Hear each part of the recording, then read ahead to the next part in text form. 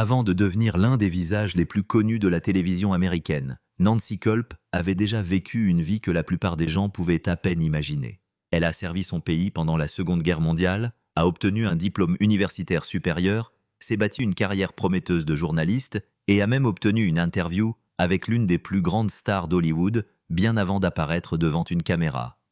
Le succès semblait la suivre à travers chaque chapitre de sa jeunesse, mais aucune de ses réalisations remarquables ne deviendrait l'histoire dont les gens se souvenaient le plus.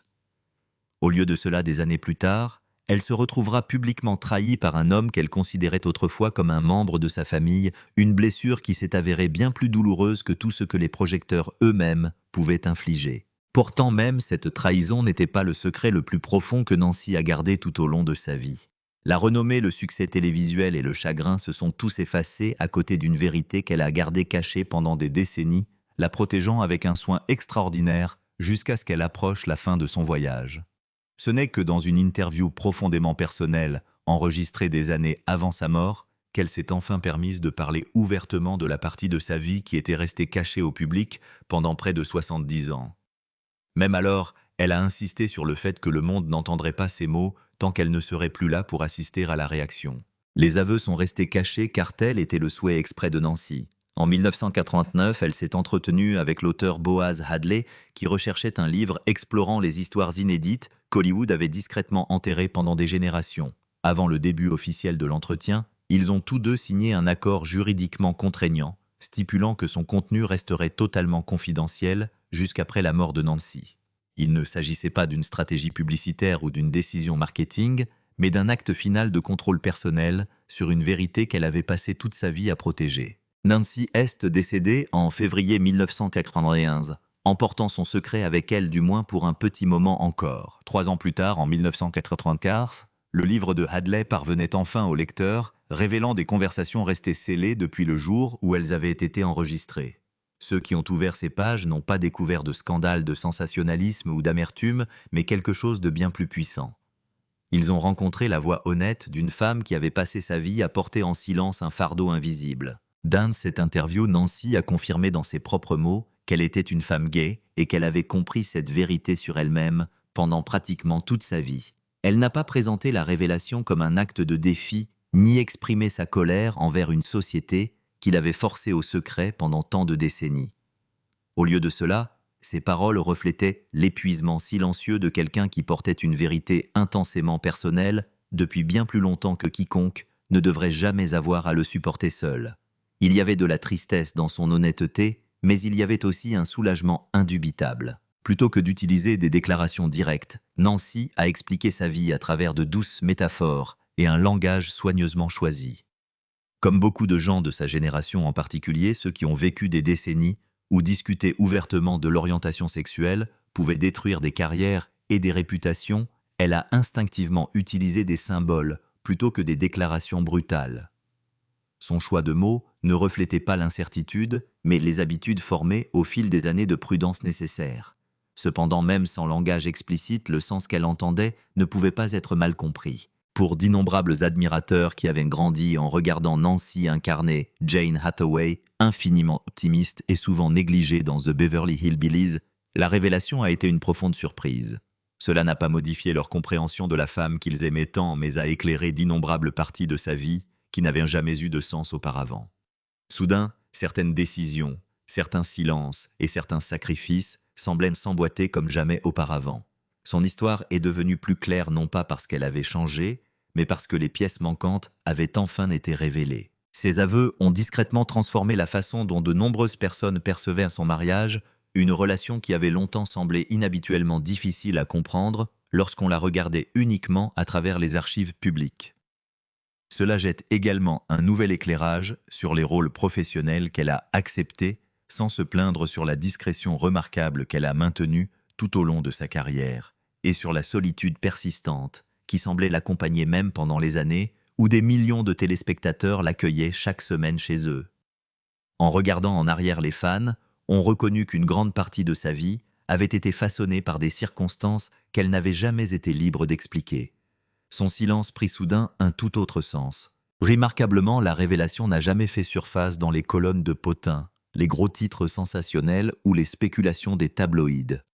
Il est arrivé discrètement dans les pages d'un livre soigneusement documenté publié des années après le décès de Nancy elle-même et qui ne pouvait plus être interrogé, critiqué ou forcé de défendre sa vie.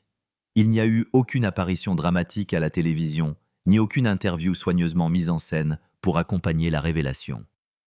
Ce calme extraordinaire rendait ces mots encore plus puissants, permettant au lecteur de les rencontrer avec réflexion plutôt qu'avec spectacle. Avant qu'Hollywood n'entre dans la vie de Nancy Kulp, un autre chapitre avait déjà façonné la femme qu'elle allait devenir. Pour apprécier pleinement le courage qu'il lui a fallu pour enfin révéler la vérité sur elle-même, il est essentiel de comprendre tout ce qu'elle avait déjà enduré bien avant que quiconque ne reconnaisse son visage à la télévision. Son voyage vers cette confession finale n'a pas commencé dans un studio de cinéma, mais dans une nation confrontée à l'une des périodes les plus sombres de l'histoire moderne. Bien avant l'arrivée de la célébrité, le devoir l'appelait en premier. Nancy Est naît le 28 août 1921 à Harrisburg, en Pennsylvanie, dans une famille travailleuse, dont la vie était davantage définie par la persévérance que par le confort. Son père gagnait sa vie comme voyageur de commerce, tandis que sa mère se consacrait à l'enseignement dans le système scolaire public. La sécurité financière était restée incertaine pendant une grande partie de l'enfance de Nancy, d'autant plus que la Grande Dépression a exercé une pression énorme sur les familles à travers les États-Unis. La stabilité n'a jamais été quelque chose qu'ils pouvaient simplement tenir pour acquis. Les difficultés économiques ont contraint la famille à déménager à plusieurs reprises au cours des premières années de Nancy. Ils ont déménagé de ville en ville à travers la Pennsylvanie, suivant toutes les opportunités qui leur promettaient la possibilité d'un revenu plus stable et d'un avenir plus sûr. Finalement, au milieu des années 1930, ils s'installèrent en Floride dans l'espoir que ce changement leur apporterait la stabilité qui leur était restée insaisissable tout au long de la Grande Dépression. Ces premières expériences ont enseigné à Nancy l'adaptabilité, la résilience et une détermination tranquille qui l'accompagneront tout au long de sa vie. Même lorsqu'elle était jeune étudiante, Nancy faisait preuve d'une intelligence remarquable et d'un amour évident pour l'apprentissage. Elle s'est inscrite au Florida State College for Women avant de poursuivre ses études avec encore plus d'ambition pour finalement obtenir une maîtrise en anglais et en français à l'Université de Miami. Ses résultats académiques reflétaient une véritable curiosité intellectuelle, plutôt qu'une simple détermination à obtenir des qualifications. Ses amis et camarades de classe se souvenaient de quelqu'un dont l'appétit pour les idées correspondait à sa volonté de travailler sans relâche. Au cours de ses années universitaires, Nancy est également devenue membre actif d'une sororité universitaire s'entourant de personnes partageant son enthousiasme pour l'éducation et les discussions réfléchies. La littérature, la langue, l'histoire et l'actualité la fascinaient, façonnant son esprit analytique qui lui servira plus tard aussi bien dans le journalisme que dans le théâtre. Bien avant qu'Hollywood ne reconnaisse son talent, elle s'était déjà bâtie une réputation de personne dont l'intelligence commandait le respect. Son éducation est devenue l'une des fondations les plus solides sur lesquelles reposerait tout succès ultérieur. Après avoir obtenu son diplôme, Nancy a choisi le journalisme plutôt que le divertissement, estimant que la narration offrait un moyen significatif de comprendre à la fois les gens et le monde en évolution rapide qui l'entourait. Au début des années 1940, elle avait obtenu un travail de rédactrice pour le Miami Beach Tropique, où elle couvrait des événements culturels, interviewait des personnalités publiques et produisait des profils réfléchis pour les lecteurs désireux d'en savoir plus sur des personnalités influentes. Ses écrits faisaient preuve d'une observation attentive de questions pointues et d'une capacité naturelle à se connecter avec ceux qu'elle interviewait. Elle s'impose rapidement comme une jeune journaliste prometteuse. Parmi ses missions les plus discutées, figurait une interview qu'elle a obtenue avec Clark Gable, qui comptait à l'époque parmi les acteurs les plus célèbres et les plus admirés d'Amérique. Pour obtenir un tel accès, il fallait bien plus que de la chance en particulier, à une époque où le calendrier de Gable et ses engagements militaires limitaient les opportunités pour la presse. Cela exigeait de la confiance, de la persévérance, du professionnalisme et la capacité de gagner la confiance de personnes habituées à l'attention constante du public. Nancy possédait chacune de ces qualités. La réalisation de cette interview a démontré non seulement son talent journalistique, mais aussi son sang-froid remarquable lorsqu'elle travaille aux côtés de certaines des personnalités les plus reconnaissables du pays. Elle a compris comment poser des questions significatives sans rechercher inutilement une attention particulière, permettant aux conversations de se dérouler naturellement plutôt que de forcer des moments dramatiques. Même alors, elle a fait preuve du professionnalisme discret, qui définira plus tard toute sa carrière publique. Il semblait que son avenir de journaliste respecté était déjà assuré. Puis l'histoire est intervenue. Alors que la Seconde Guerre mondiale s'intensifiait et que les exigences imposées aux États-Unis devenaient de plus en plus grandes, Nancy fut confrontée à une décision qui surprit de nombreuses personnes qui la connaissaient de bien. Plutôt que de poursuivre la carrière prometteuse de journaliste pour laquelle elle avait travaillé si dur, elle l'a temporairement mise de côté pour servir son pays. Ce n'était pas un choix facile, mais cela reflétait le même profond sens des responsabilités qui la guiderait tout au long de sa vie. En 1941, Nancy s'est enrôlée dans la réserve navale des États-Unis et a rejoint le programme WAVES, officiellement connu sous le nom de Femmes acceptées pour le service d'urgence volontaire. Elle n'est pas entrée dans la vie militaire simplement pour occuper un rôle symbolique ou accomplir un travail administratif de routine. Au lieu de cela, elle a suivi une formation exigeante en cryptographie et en logistique militaire, discipline exigeant une concentration, une précision et une discipline intellectuelle exceptionnelle. Sa carrière militaire a rapidement reflété la même détermination dont elle avait déjà fait preuve dans son éducation et son journalisme. Les capacités de Nancy furent rapidement reconnues au sein de la marine, lui permettant de gravir régulièrement les échelons avant de finalement recevoir une commission de lieutenant. Pendant le reste de la guerre, elle a assumé des responsabilités classifiées en matière de renseignement, un travail exigeant une discrétion absolue et une confiance extraordinaire de la part de ses supérieurs. Même si une grande partie de ce qu'elle a accompli est restée cachée en raison de la nature délicate de ses missions, ses responsabilités ont représenté une contribution importante à l'effort de guerre nationale. Elle a exercé ses fonctions sans rechercher la reconnaissance publique. À la fin de la guerre, en 1946, Nancy quitte le service militaire avec un palmarès exemplaire et 2 décorations officielles reconnaissant sa contribution. Elle a reçu à la fois la médaille de la campagne américaine et la médaille du service de la défense nationale distinction, reflétant son engagement pendant l'une des périodes les plus difficiles de l'histoire moderne.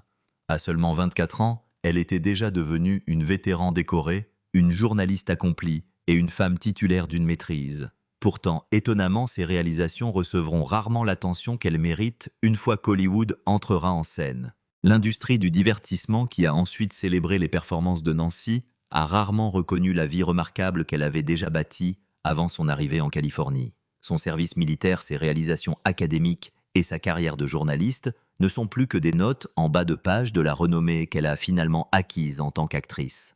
Le public a fini par la connaître comme un personnage de télévision adorable, tout en ignorant les expériences extraordinaires qui ont façonné la femme sous cette performance. Hollywood se souvient de la star, mais rarement du parcours remarquable qu'il a créé. Ironiquement, Nancy n'a jamais voyagé à Hollywood avec le rêve de devenir actrice. Ce détail reste l'un des aspects les plus fascinants de son histoire, car il révèle à quel point sa vie entière a changé de manière inattendue. Lorsqu'elle est arrivée en Californie en 1951, son expérience était résolument axée sur la communication plutôt que sur la performance. La carrière d'actrice n'était pas la carrière qu'elle avait prévue. Au lieu de cela, Nancy a accepté un poste chez 20th Century Fox en tant que spécialiste des relations publiques.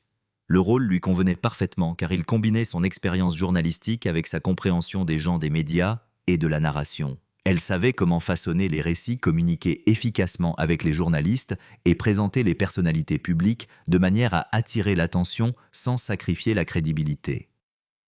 À bien des égards, ce poste représentait une continuation naturelle de tout ce qu'elle avait déjà fait. S'épandant par un après-midi ordinaire, le destin a discrètement modifié le cours de sa vie pour toujours. Le légendaire réalisateur George Cukor était passé par hasard dans la section du studio où Nancy travaillait et s'est arrêté de manière inattendue pour l'observer.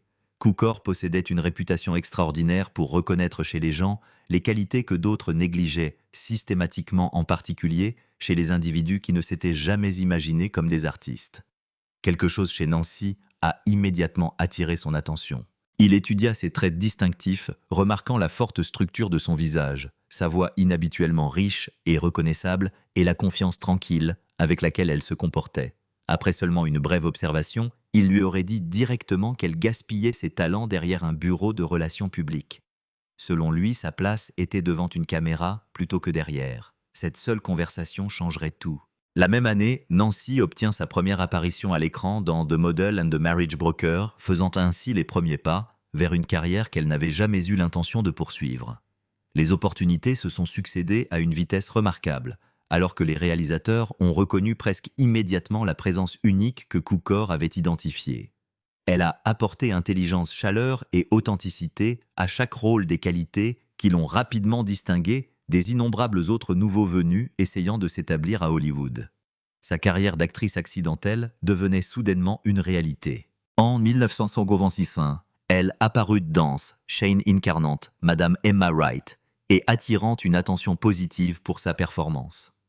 Un an plus tard seulement, elle travaillait dans des productions en compétition pour les Oscars, notamment Sabrina, où elle partageait l'écran avec Audrey Hepburn, et A Star is Born, une autre production hollywoodienne marquante. À peine 3 ans après avoir été découverte alors qu'elle travaillait dans les relations publiques, Nancy s'est retrouvée à collaborer aux côtés de certains des plus grands noms de l'industrie du divertissement. Peu de carrières ont changé de direction aussi rapidement. Pourtant, alors que sa vie professionnelle s'accélérait à une vitesse étonnante, une autre histoire profondément personnelle se déroulait discrètement hors de la vue du public.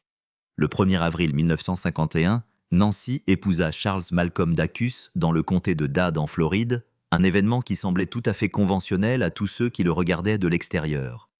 Une jeune femme talentueuse arrivant à Hollywood et commençant sa vie conjugale semblait parfaitement conforme aux attentes du public de l'époque. Personne n'avait de raison de soupçonner la complexité cachée derrière cette banale annonce. Des années plus tard, cependant, des chercheurs examinant les archives publiques ont remarqué des détails qui semblaient particulièrement difficiles à concilier.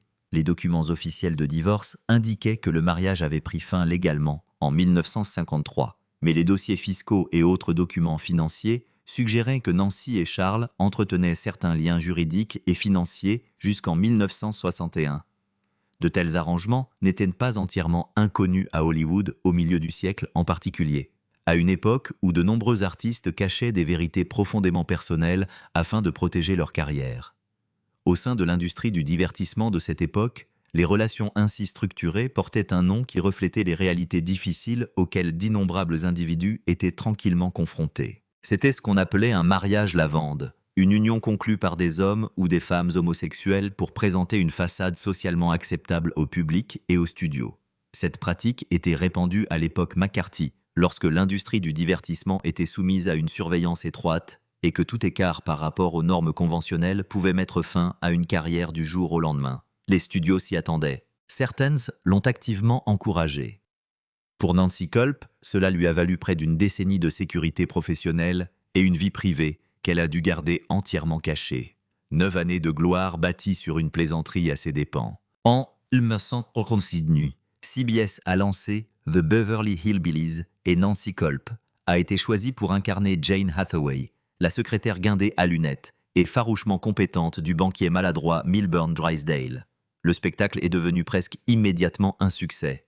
Dès sa première saison, la série a attiré des dizaines de millions de téléspectateurs et s'est classée en tête des audiences nationales. À son apogée, c'était l'un des programmes les plus regardés de l'histoire de la télévision américaine. La performance de Nancy était nette, cohérente et souvent la chose la plus solide à l'écran. En 1967, elle reçoit une nomination aux Emmy Awards pour la meilleure actrice dans un second rôle. Quelle que soit la mesure professionnelle, elle était arrivée, mais il est plus difficile de revenir sur la façon dont la série a utilisé son personnage. Les Beverly Hillbillies ont structuré à plusieurs reprises leur comédie autour du fait que Jane Hathaway était physiquement peu attrayante et romantiquement indésirable. Son intérêt non partagé pour Jethro Bodine, joué par Max Baer Jr., était un gag courant spécialement créé pour que le public puisse rire à l'idée d'une femme comme elle espérant l'amour. Les scénaristes y revenaient constamment, et les médias extérieurs à la série étaient encore moins aimables. Plusieurs publications de divertissement de l'époque la qualifiaient ouvertement de femme la plus laide de la télévision. Nancy a tout absorbé publiquement, et a très peu dit, mais en privé, elle a écrit dans son journal ce que cela faisait de voir toute son identité réduite à une punchline. Elle a noté que les scénaristes de la série semblaient avoir décidé dès le début que Jane Hathaway n'était drôle que si elle était malheureuse. Personne dans le public ou dans la salle des écrivains n'était censé la pousser à trouver le bonheur. C'était toute la configuration. Ce qui a aggravé les choses, c'est l'écart entre qui était réellement Nancy et qui le public pensait voir. Elle était une vétéran militaire, une journaliste de formation et une universitaire multilingue. Le personnage qu'elle jouait était une caricature de la vieillesse intellectuelle, et la série veillait à ce que les téléspectateurs ne l'oublient jamais. Lorsque CBS a annulé The Beverly Hillbillies en 1971, les conséquences ont été brutales pour Nancy, contrairement à ses costars. Le réseau avait modifié sa stratégie de programmation des comédies rurales, mais l'effet sur l'ensemble de l'industrie en particulier était grave. Les réalisateurs de tout Hollywood ont refusé de la considérer pour des rôles dramatiques. L'occurrence, son aimant clairement exposé dans certains cas, était que son visage avait été trop profondément associé à l'excentricité comique pour être crédible en quoi que ce soit d'autre. Il s'agissait d'un moulage en fonte utilisé comme porte permanente. Elle était en lockout, et la clé avait été gâchée par le succès même qui était censé la définir. La femme qui s'est présentée au Congrès, et ce que cela lui a coûté. Face à un Hollywood qui avait fermé ses portes, Nancy Kulp n'a pas reculé. Elle a redirigé. Elle avait passé des années à s'impliquer discrètement dans le travail du Parti démocrate en Pennsylvanie, agissant comme consultante et se présentant là où on avait besoin d'elle sans chercher à attirer l'attention. Au début des années 1980, elle avait bâti suffisamment de fondations locales pour qu'une candidature au Congrès lui paraisse une réelle possibilité. En 1984, elle l'a rendue officielle en annonçant sa candidature à la Chambre des représentants des États-Unis dans le 9e district du Congrès de Pennsylvanie en tant que démocrate. Le quartier était un tirage au sort difficile. Il couvrait une vaste étendue principalement rurale du centre de la Pennsylvanie, avec une base électorale enracinée dans l'agriculture, les mines de charbon et des valeurs profondément conservatrices. Son adversaire était Bud Shuster, un républicain sortant qui avait occupé ce siège pendant 12 années consécutives, avait mené une opération de financement massive et connaissait tous les recoins du district. Pour couronner le tout 1984, a été une année d'élection présidentielle. Ronald Reagan était sur le bulletin de vote, et sa popularité générait une vague conservatrice qui balayait les candidats au pouvoir dans tout le pays. Nancy a quand même couru, et elle a couru fort. Elle a acheté un camping-car et a traversé des dizaines de petites villes, s'arrêtant dans les salles communautaires, les restaurants et les porches, pour parler directement aux électeurs. Elle s'est appuyée sur la reconnaissance de son nom grâce aux Beverly Hillbillies, non pas comme un coup de célébrité, mais comme un moyen de franchir la porte avec des gens qui autrement pourraient lui faire signe de se retirer. Une fois qu'elle a retenu leur attention, elle a fait valoir ses arguments sur le fond. La sincérité d'une femme avec son parcours vétéran de la marine journaliste universitaire a fait bouger les chiffres. La campagne de Shuster l'a remarqué, puis Buddy Ebsen a passé un coup de fil. Ebsen avait joué Jed Clampett dans les Beverly Hillbillies, le patriarche de la famille, le patron de Nancy à l'écran, et l'homme en qui le public avait le plus confiance. Hors écran, ils ont travaillé côte à côte pendant 9 ans. En 1984, il était l'un des visages reconnaissables de la télévision américaine et il était également un conservateur engagé ayant des liens personnels étroits avec l'administration Reagan.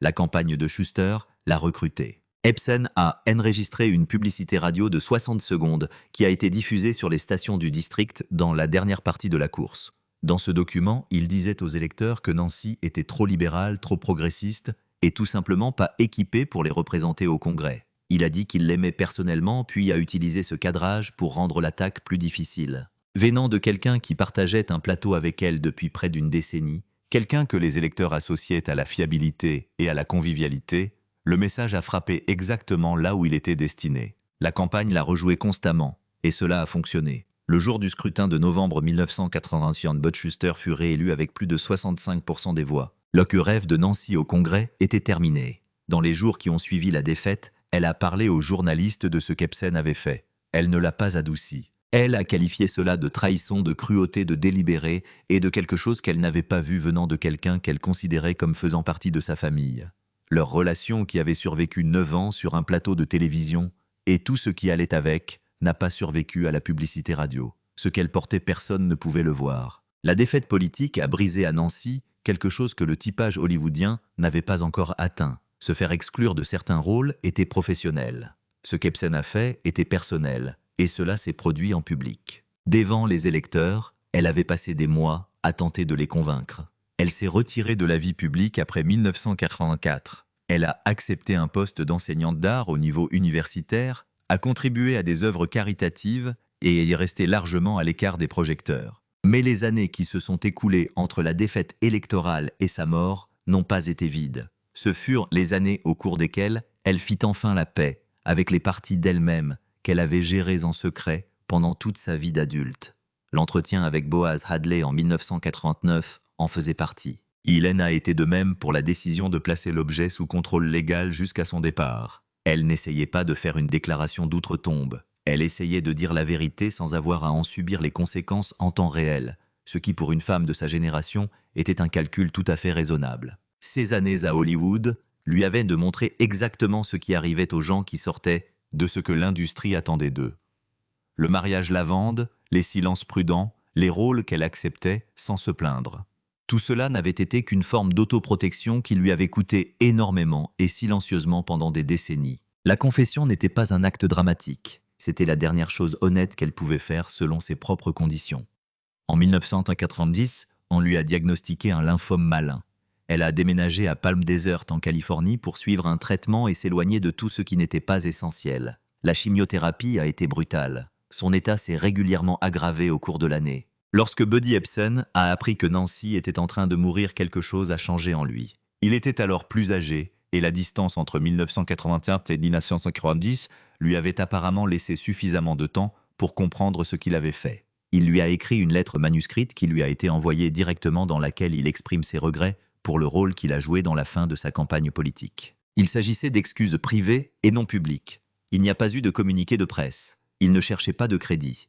Nancy a reçu la lettre et a répondu par l'intermédiaire d'un proche associé. Elle était prête à laisser tomber. Elle avait atteint le point où supporter le ressentiment ne valait tout simplement pas l'énergie que cela nécessitait. Elle a choisi de lui pardonner non pas parce que ce qu'il avait fait était acceptable, mais parce qu'elle avait des choses plus importantes sur lesquelles consacrer ses derniers mois. Elle est décédée le 3 février 1991 au domicile d'un ami proche à Palm Springs en Californie. Elle avait 69 ans. Son corps a été renvoyé en Pennsylvanie et enterré au cimetière presbytérien de Westminster à Mifflintown, la petite ville où sa famille s'était arrêtée lors de leur voyage à l'époque de la Grande Dépression et où elle était devenue pour la première fois la personne qu'elle allait passer le reste de sa vie, ce qu'elle a réellement laissé derrière elle. Les nécrologies de 1991 se concentraient principalement sur les Beverly Hillbillies.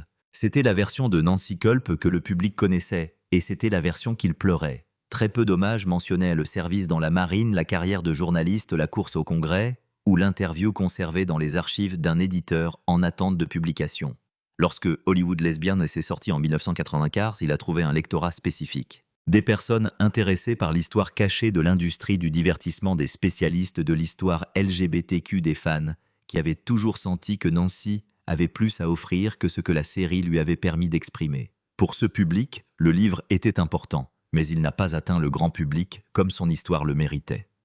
Ce qui a changé au cours des décennies qui ont suivi, c'est la lentille à travers laquelle les gens regardent désormais Jane Hathaway, le personnage dont le public des années 1960 était censé se moquer. La femme anguleuse, brillante et romantiquement invisible, qui faisait tout fonctionner, tout en étant traitée comme une blague, se lit très différemment maintenant. Les critiques culturelles et les historiens de la télévision ont décrit Jane Hathaway comme le portrait involontaire d'une femme qui n'a jamais été autorisée à être pleinement vue. Un personnage dont la compétence discrète existait entièrement au service de personnes qui ne l'appréciaient pas. La comédie n'a pas bien vieilli, mais la performance sous-jacente a bien vieilli. Nancy Kulp jouait le rôle de quelqu'un qui avait appris à se rendre utile et discrète dans un monde qui n'était pas conçu pour elle. Et elle le faisait avec le genre de précision qui ne vient qu'en comprenant véritablement ce que l'on ressent. L'énorme costard qui a tenté d'enterrer sa carrière politique a vécu encore 2 décennies. Buddy Ebsen est décédé en 2003 à l'âge de 95 ans. À la fin de sa vie, il avait exprimé publiquement ses regrets suite à la publicité radiophonique de 1984, bien que les détails de sa lettre privée à Nancy soient restés largement ignorés de la presse. Nancy n'a pas eu un tel deuxième chapitre. Elle avait une chance de participer à la vie publique selon ses propres conditions. La campagne du Congrès et elle lui a été retirée par quelqu'un en qui elle avait confiance. La confession qu'elle a enregistrée en 1989 était sa version d'un deuxième chapitre écrite tranquillement publié à titre posthume sur une chronologie qu'elle contrôlait. Pour avoir passé la majeure partie de sa carrière à avoir très peu de contrôle sur la façon dont le monde la voyait, cela aurait pu être la chose la plus puissante qu'elle ait jamais faite. Si Nancy Kulp avait fait cette confession de son vivant, sachant ce qu'Hollywood en aurait fait, pensez-vous que le monde aurait été prêt à l'entendre? Merci d'avoir regardé. Si vous avez apprécié cette vidéo, n'hésitez pas à aimer et à vous abonner à notre chaîne. Pour des histoires plus intéressantes comme celle-ci, assurez-vous de cliquer sur la vidéo suivante qui apparaît sur votre écran. Vous ne savez jamais ce que vous découvrirez ensuite.